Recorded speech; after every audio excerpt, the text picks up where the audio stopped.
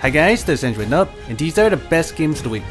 First up we have Lionheart Tactics, published by Kongregate. Here's a game similar to Final Fantasy Tactics. There's a huge map with lots of levels to go through, and the game has a story. The combat is turn-based and requires strategy, so you move your different units and you can attack with them and use skills, and the goal is to eliminate the enemies. There's new characters to collect and add to your party. The game has PvP where you fight against AI versions of other people's parties. The graphics are fairly good. The game doesn't have energy, but you do have to wait for your characters to heal.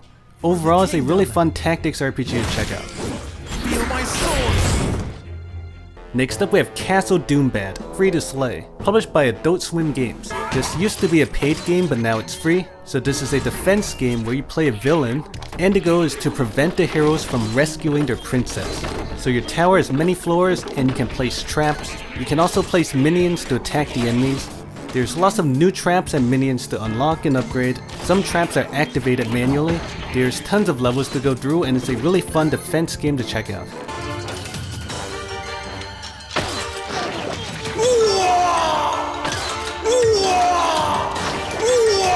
Next up we have Roblox, published by Roblox Corporation. This is a kind of popular PC game that's now on Android. It's a sandbox game similar to Minecraft, except you don't really build stuff. So there's tons of servers made by real people, and you join servers and play around. So there's tons of people to play with, and you do different stuff in different servers, kinda like Minecraft. The graphics aren't the best, but it's still kind of fun if you find a server you like. There's a ton of variety. If you like these games, go check it out.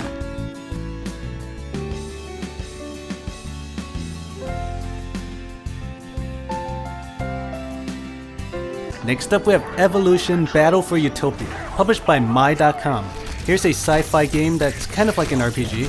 The graphics actually look really good, and the combat is kind of automated, but you can choose which enemies to attack. You can swipe down to activate your shield, there's this reloading thing to tap on, and sometimes you have to tap on grenades. You have a city to build, and there's a map where you can move around and fight monsters. There's a story with lots of dialogue. Interesting game to check out. That's good to know. Surprise, motherfucker! Next up we have Magic 2015, published by Wizards of the Coast. Here's the newest Magic card game on Android. So it's based on the trading card game Magic. There's single player and multiplayer. There's no way I can explain how to play this in 30 seconds, but the game has a really good tutorial that is also fully voice acted. Awesome! So this is a card game where you can build your deck and play against other people or the computer AI. One weird thing is I think this game only works on tablets. If you like the Magic card game, check this game out. Here's an interesting decision. Do you attack with your Vampire Nighthawk? If you do, you won't have any untapped creatures to block the Goliath Sphinx with.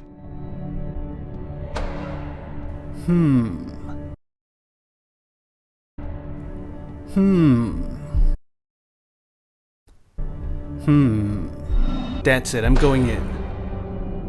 Defeat. Damn it.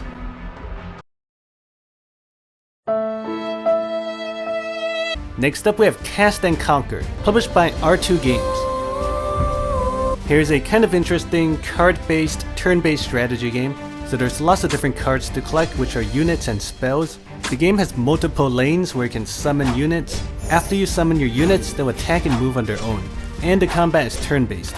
There's lots of levels to go through, and the game does require some strategy, although most of the combat is automated. Interesting game to check out. Hello Nina. Next up we have the Knights of Mira Molla, published by Nubee Tokyo. This game's like an anime version of Clash of Clans. So you have a city to build, and you can attack other cities to plunder their resources. This game is slightly different though from Clash of Clans. You don't have to create soldiers in this game. You can assemble a party of characters, and there's tons of new characters to collect. There's single player missions, and you can also attack other people's cities. So you tap the ground to summon your units, and they have different costs, so you can only summon a certain number of them.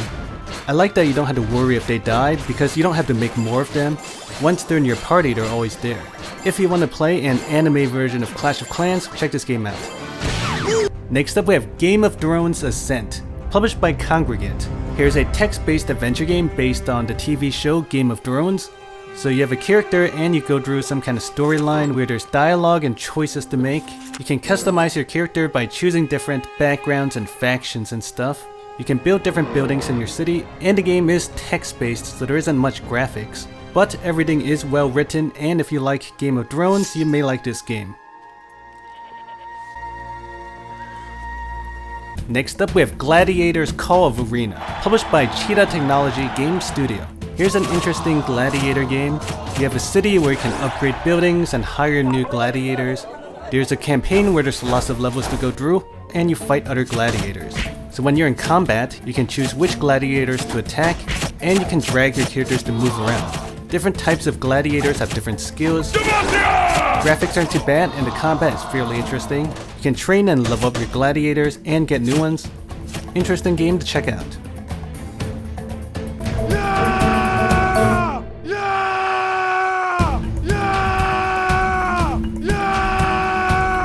Next up we have Archery Range 3D, published by dkDev. Here's a cool casual archery game.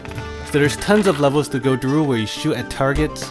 You hold the button on the bottom left to prepare to shoot, and you can aim with the right side of the screen. There's different stuff to shoot at, and again there's lots of different levels, where the goal is to get 3 stars. Graphics are decent, and the physics and animations look good. Fun casual game to check out.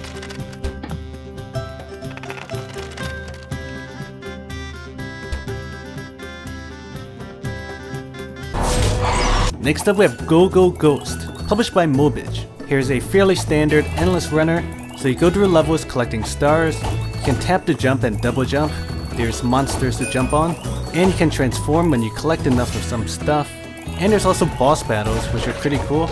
If you like endless runners, you may want to check this game out. Go Go Ghost. A cool paid game that came out this week is called Bug Heroes 2, published by Foursaken Media. It's like a third-person action game where you play as bugs and you fight against the enemies. It's like a shooter, but there's also melee. Lots of different bugs to choose from, and the graphics look fairly good. It costs $2.99 on Google Play. Anyway, that's all for this week. Subscribe for more videos, and thanks for watching.